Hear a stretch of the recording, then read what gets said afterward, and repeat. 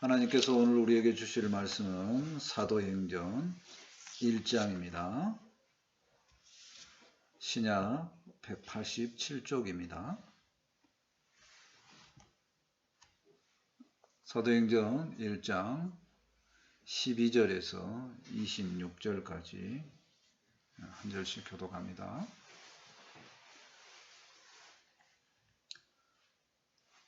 제자들이 감람온이라 하는 산으로부터 예루살렘에 돌아오니 이 산은 예루살렘에서 가까워 안식일에 가기 알맞은 길이라.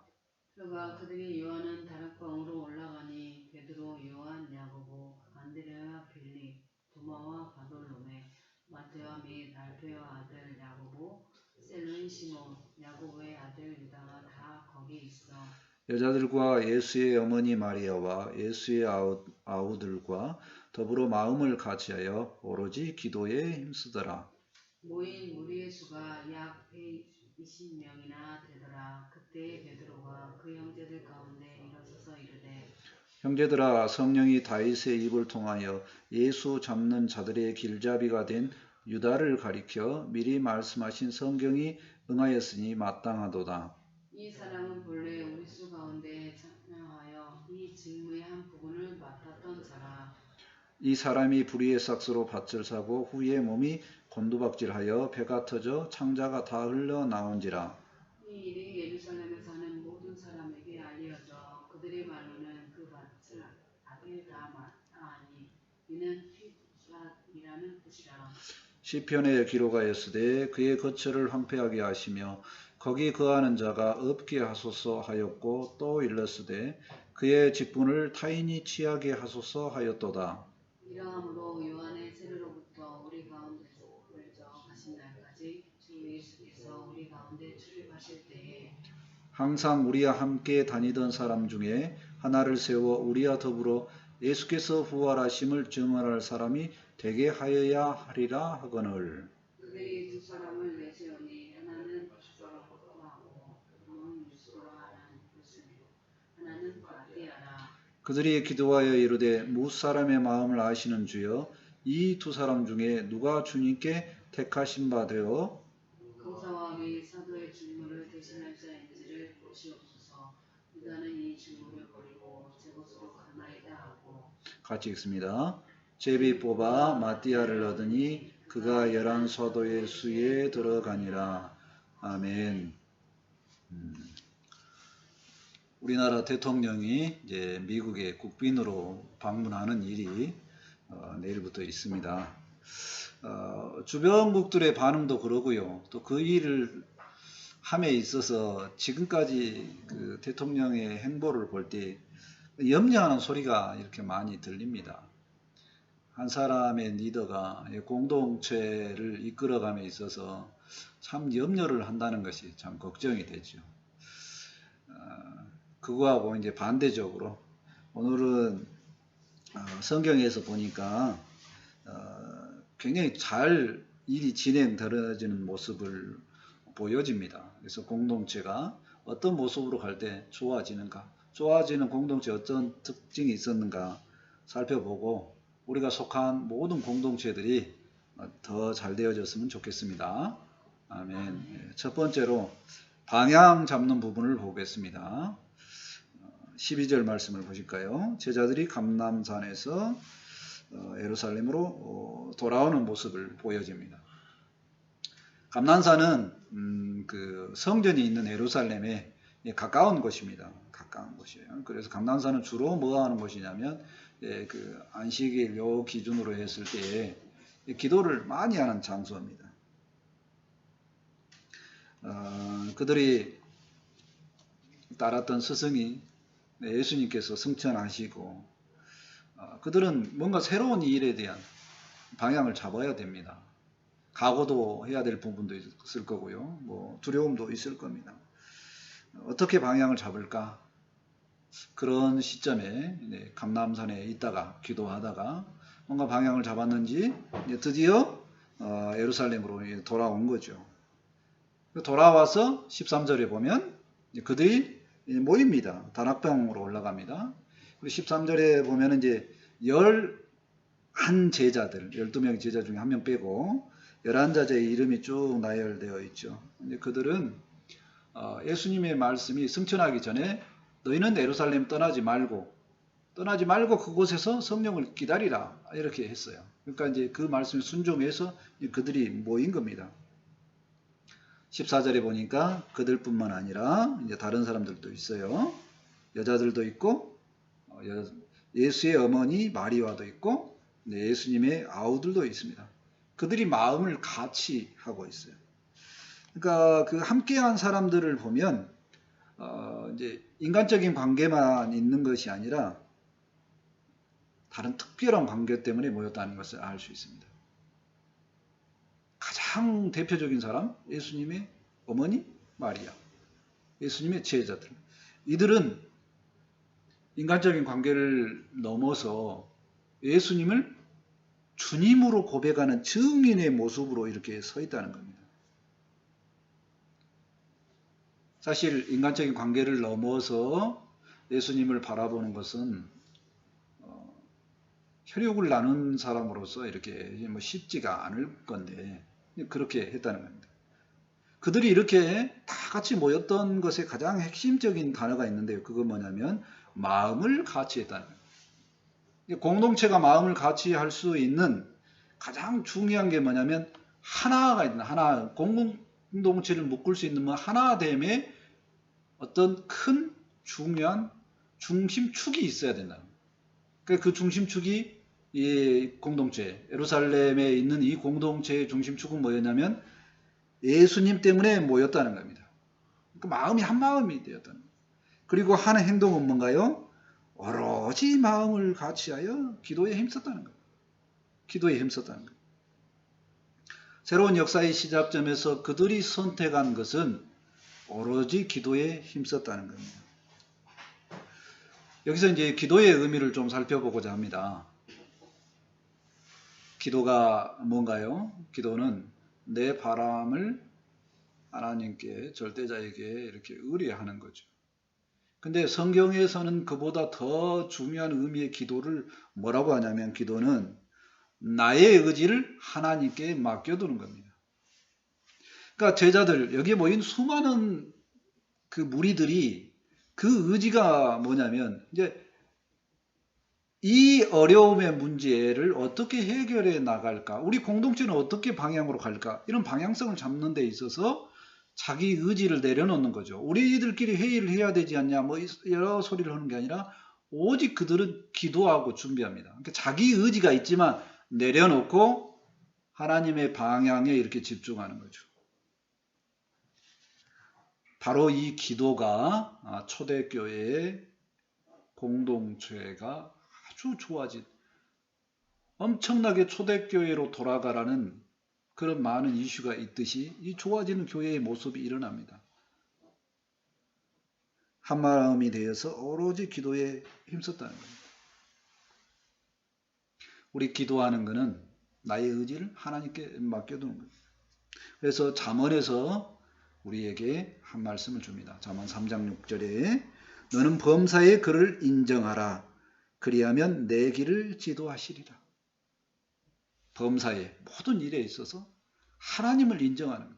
나를 창조하시고 내 길을 이끌으신 그 하나님을 인정하는 겁니다. 근데 그게 기도의 모습이라는 거예요. 그래서 기도하면서 방향을 잡는 거죠. 우리의 공동체가 정말 좋아지는 방향으로 가려면 모든 일을 결정함에 있어서 모든 방향성에 있어서 항상 기도로 준비를 해야 하는가 생각을 해봅니다. 우리 모두 기도를 함으로써 좋은 방향성 잡고 점점 더 좋아지는 공동체가 되었으면 좋겠습니다. 아멘. 두 번째, 어려운 문제에 대한 원인을 살펴보는 겁니다. 15절 말씀을 보실까요? 모인 무리의 수가 약 120명이나 되더라. 그때 베드로가 그 형제들 가운데 일어서서 이르되 몇 명이 모였다고요? 120명이 모였다. 아까 뭐 예수님의 제자들 이름도 나오고 뭐 함께한 몇 명 나왔는데 사실은 거기에 120명이 모였다고 합니다. 다락방으로 올라갔다는 표현이 있는데 다락방, 우리나라에서 말하는 다락방이 아니라 우리나라 건축 양식으로 보면 뭐 옥상 같은 곳입니다. 유대는 그것은 이제 다락방이라는 명칭을 쓰죠. 2층과 같은 곳입니다. 상당히 큰 건축입니다. 다른 그 성경학자들은 이걸 마가의 다락방이라고 그러죠. 이 마가의 다락방에서 모여서 이제 그들이 기도하고 또 회의하고 공동체 운명을 결정하기 위해서 많이 모인 겁니다. 이때 누가 일어서냐면 수제자인 베드로가 일어서서 자기 의견을 이야기를 합니다. 베드로가 기도하면서 결정한 것을 얘기를 하는데 베드로 혼자의 의견이었는지 아니면 11 제자의 공동적인 의견이었는지는 중요한 것이 아니고 그들이 함께 모였을 때 성령님의 동행하심에 따라 성령님의 의지에 따라 자기들이 안고 있는 문제의 방향성, 그 원인을 깨닫게 되었다 하는 얘기입니다. 이제 16절 말씀 보시면 형제들아 하면 이제 베드로가 부릅니다. 형제들에게 이야기를 해요. 성령이 다윗의 입을 통하여 예수 잡는 자들의 길잡이가 된 유다를 가리켜 성령이 응했다. 성경에 응한 거다라고 설명을 합니다. 자, 예루살렘 교회가 이제 문제가 나오는 거죠. 가장 큰 문제가 뭐였냐? 초대교회의 가장 큰 걸림돌이 뭐였냐? 그 공동체가 그 와해될 수 있을 만한 가장 중요한 문제가 뭐였냐면은 가룟 유다가 배신하고 죽어버린 겁니다. 이게 무슨 문제가 되냐면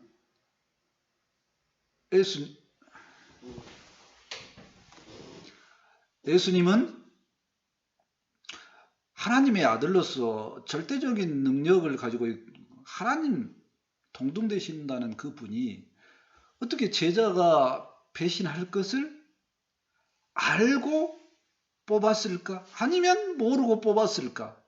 뭐 이런 부분들의 문제입니다. 그래서 11 제자가 이 공동체를 이끌어 갈 때에 어떤 하나의 기준점을 딱 잡아줘야 되는데 그 기준점을 잡아주지 못하는 그런 문제가 있었다는 겁니다.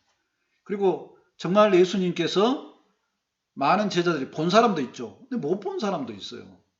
42일 동안 예수님께서 계시면서 주로 제자들과 동행하면서 일을 행했지만 한꺼번에 모인 사람이 500문도도 있고 그랬다고 그러니까 직접 보지 못한 사람들도 있다는 겁니다. 근데 그들이 승천하신 예수님을 보지 않고 그 부활에 대해서 어떻게 믿게 되느냐 이런 부분에 대한 문제, 이 문제가 해결되지 않았다는 겁니다. 그랬을 때 베드로가 설명을 합니다. 이 부분도 예수님께서 항상 말씀하셨듯이 성경이 응한 거다 하는 얘기입니다. 베드로의 설명이죠. 미리 말씀하신 성경이 응한다라고 말씀으로 풀어주는 겁니다. 그리고 유다, 여기서 유다는 가룟 유다를 이야기합니다. 가룟 유다를 이야기할 때 뭐라고 명칭을 하냐면 예수 잡는 자들의 길잡이라고 이야기합니다. 길잡이 역할을 했다는 거예요. 예수님을 직접 죽이지는 않았지만 길잡이 역할을 했다는 겁니다. 근데 그 길잡이 역할을 원래 가룟 유다는 어떤 길을 가야 되냐면 제자의 길을 가야 돼요. 제자의 길을 가지 못하니까 그 중요한 직분이 취해져서 딴 사람으로 이동했다 하는 거죠. 그 성경의 말씀이 어디 말씀이냐면 시편의 말씀입니다. 20절에 기록이 되어 있습니다. 20절 말씀 보실까요? 시편에 기록하였으되 그의 거처를 황폐하게 하시며 거기 거하는 자가 없게 하소서 하였고 또 일렀으되 그의 직분을 타인이 취하게 하소서 하였도다. 그런 거죠. 시편 69편 25절과 시편 109편 8절에 그렇게 기록이 되어 있습니다. 한 절만 읽으면요. 시편 109편 8절 그의 연수를 짧게 하시며 그의 직분을 타인이 빼앗게 하시며 배반할 직분이 타인에게 옮겨지는, 빼앗는 그런 일이 있다라고 성경에서 예언했다는 겁니다. 베드로의 설명은 성령의 감동대에서 성경을 푸는 거죠. 베드로가 아부자비 출신으로서 모르는 게 아니라 성경에 능통하고 모든 성경을 알고 있다는 얘기입니다.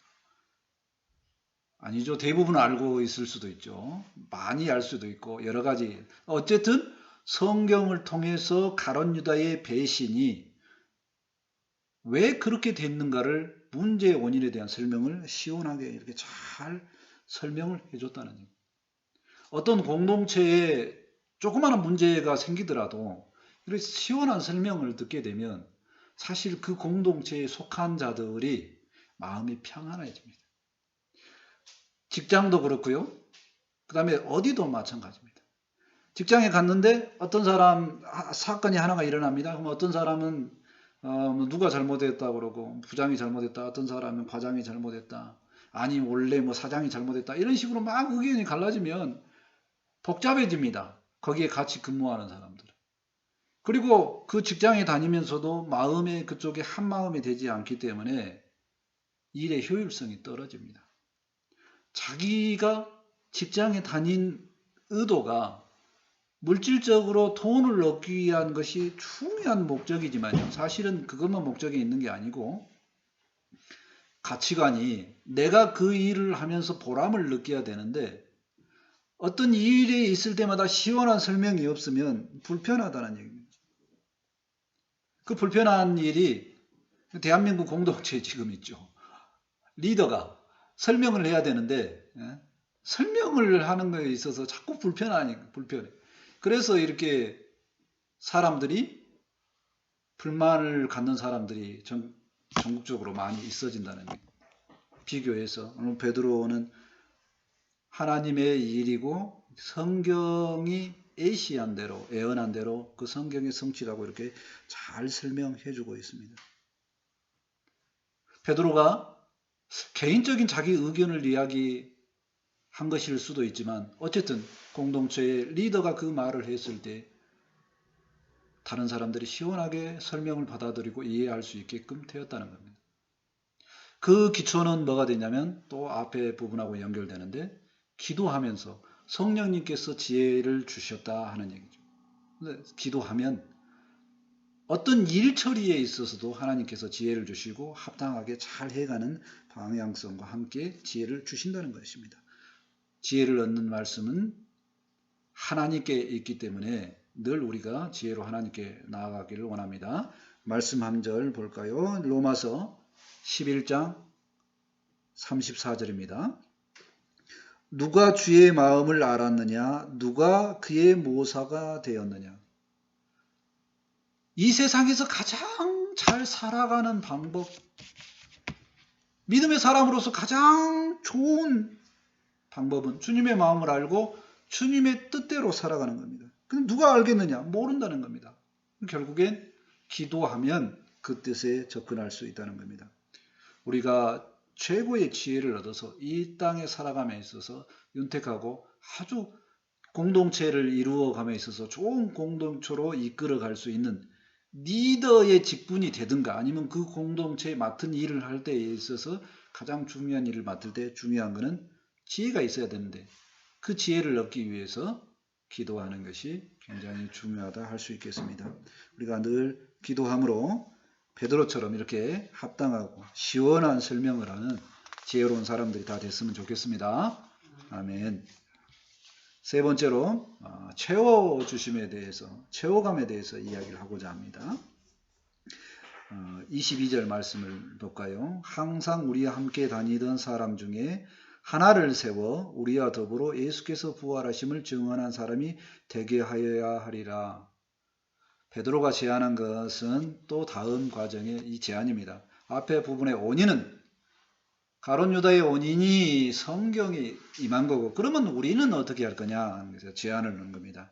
하나를 더 세우자. 한 명을 더 뽑았으면 좋겠다 하는 얘기입니다. 그 한 명을 더 뽑아서 무엇을 하는 거냐? 예수님의 제자들이 12명이었는데 한 명이 죽어서 부족한 것을 채우는 거죠. 가장 중요한 일은 뭐냐면 무엇이 추가되어서 채워졌다는 얘기입니다. 가롯 유다의 부족한 면을 채우는 의미입니다. 자, 사람 한 명 더 뽑는 것이 무슨 의미가 있겠느냐 이렇게 생각할 수도 있는데요. 성경이 말하는 의도는 뭐냐면 이게 지혜인데 부족한 것을 채우는 의미가 있다는 겁니다. 인간이 하는 일은 배신도 있을 수 있고 죽음으로 가는 일도 있고 나쁜 부분도 있지만 주님께서 도와주시면 그 부족한 부분이 채워주더라 하는 얘기입니다. 무슨 일을 함에 있어서 내가 열심히 노력하는 부분도 있습니다. 그러나 그것 갖고는 부족하다는 거예요. 채워주심이 있어야 된다 하는 얘기입니다. 자, 하나를 더 세워야 됩니다. 한 명을 더 세워야 됩니다. 어떤 방식일까요? 23절하고 24절을 보면 이제 두 명이 세움을 받죠.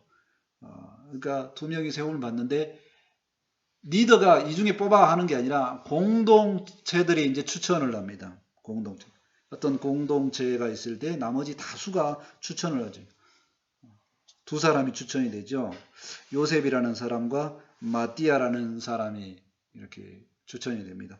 요셉이라는 사람은 앞에 뭐 설명이 굉장히 뭐 또 있어요. 다른 사람. 바사라보고도 하는 유수도라 하는 이거 이제 이런 단어들을 쓰는 게 뭐냐면 조금 더 부가적인 설명을 하면 이 이제 사도행전이나 이런 것을 보는 사람들은 누구라고요? 이방인 사람들이에요. 그러니까 그 사람이 혹시 능력이 있으면 이 예루살렘에만 있는 게 아니라 다른 지역에서도 가서 그 일을 하던 사람들, 능력이 있는 사람들, 우리나라의 이름을 떨치는 사람들, 뭐 이런 사람들, 그 사람 중에 한 명, 뭐 이런 느낌이면 그 사람 뽑아도 되겠다 하는 사람이 다른 나라에 있는 사람들도 동일하겠죠.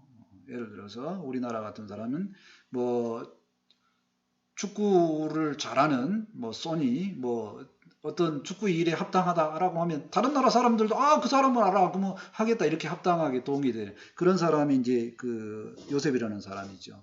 그리고 또 마띠아라는 사람이 또 있었습니다. 근데 그 두 사람을 넣고 공동체가 이렇게 이제 천거를 한 거죠. 천거를 한 겁니다. 그리고 이제 어떻게 뽑아요? 기도하고 뽑습니다. 또 기도를 합니다. 사람의 마음을 아시는 주여. 이 두 사람 중에 누가 주님께 택하신 바 되어 봉사와 그런 일을 감당하겠습니까? 이렇게 이야기를 합니다. 공동체가 기도를 늘 하면서 준비하는 것은 한 마음이 되고 한 뜻이 되도록 합니다. 그러니까 공동체는 특별히 이제 예루살렘 공동체, 예루살렘 교회죠. 교회의 공동체는 우리 주님께서 뭐라고 그러냐면 한 몸이라고 그랬습니다. 그러니까 모든 지체가 어떤 사람은 좀 지저분한 일을 감당하는 발과 같은 역할을 하기도 하고 어떤 사람은 정말 많이 사용되는 입과 같은 역할을 하는 사람도 있겠지요. 어쨌든 교회는 하나가 되기 위해서 늘 기도하면서 이렇게 준비를 해야 된다는 겁니다. 교회가 가장 마땅히 본받아야 될 모습은 늘 기도하는 교회였으면 좋겠다는 겁니다. 그리고 주님 누가 되었으면 좋겠습니까? 라고 하는 거죠. 이거는 뭐냐면 교회의 리더를 주님께 맡기는 겁니다. 절대 주권을 돌려드린 거죠. 그리고 이제 동시에 뭐 또 있냐면 왜 그러면 주님께 다 맡기지 뭐 이렇게 청구도 하고 그러냐 또 투표도 하고 그러냐 그거는 인간의 투표도 여전히 주님께서 의탁하지만 인간적으로도 괜찮은 사람이 청구되었으면 좋겠다 하는 얘기입니다. 그래서 이제 우리 교단이 속하는 그 총회장 뽑는 방식은 그렇게 뽑아요. 추천을 합니다. 추천 사람 몇 명을 놔두고 그 사람들 중에 제비 뽑기를 해. 추천이 안 들어간 사람 가능성이 없는 거예요. 추천은 능력이 있는 사람 추천을 하는 거고 그 중에 이제 제비 뽑기를 하는 겁니다. 그래서 그 사람이 무슨 일을 감당했으면 좋겠냐라고 할 때에 25절, 26절을 볼까요? 봉사와 및 사도의 직무를 대신할 자인지를 보시옵소서. 유다는 그 직무를 버리고 제 곳으로 갔나이다 하고 제비 뽑아 마띠아를 얻으니 그가 11 사도의 수에 들어가니라. 이제 드디어 마띠아가 뽑혔습니다. 마띠아가 뽑힌 요 모습을 볼 때 교회 공동체에서 직분을 맡은 사람을 어떤 식으로 뽑는가를 우리가 좀 생각을 해봤으면 좋겠습니다. 교회의 직분자는요, 늘 기도하죠. 하나님께서 세우신다는 겁니다. 사람의 뜻을 따르지 않아야 되겠다는 거죠. 그 다음에 무슨 직분이냐면 봉사의 직분이라고 했습니다. 세속적인 이익을 따르는 게 아니라 봉사가 우선이라는 거예요. 그 다음에 사도의 직무다는 거예요. 자신의 뜻이 아니라 증언에, 사도가 가장 중요하게 하는 일이 증언이죠. 예수님이 구원자다. 이걸 증언하는 것이 가장 중요한 직분입니다. 그 다음에 한 사람이 부족하면 이제 대신 뽑죠. 11사도 플러스 한 명 더, 마띠아, 이렇게 해가지고 12명이 된 겁니다. 제비를 뽑는 방법은 하나님께 주권을 맡기는 방법이고, 또 청거도 하죠. 사람의 시야로 봤을 때 개인적인 어떤 능력도 있어야 된다는 겁니다. 아무튼 이제 부족했던 제자의 수가 더해졌습니다. 공동체는 점점 더 좋아지고 있습니다. 점점 더 좋아지는 그런 공동체의 모습을 보면은 기도했고 성령님의 도우심에 따라 일했고 한마음이 되었습니다. 기도할 때 우리의 부족한 부분을 하나님께서 채워주심을 생각을 해봅니다. 빌립보서 4장 19절에 말씀합니다. 나의 하나님이 그리스도 예수 안에서 영광 가운데 그 풍성한 대로 너희 모든 쓸 것을 채우시리라.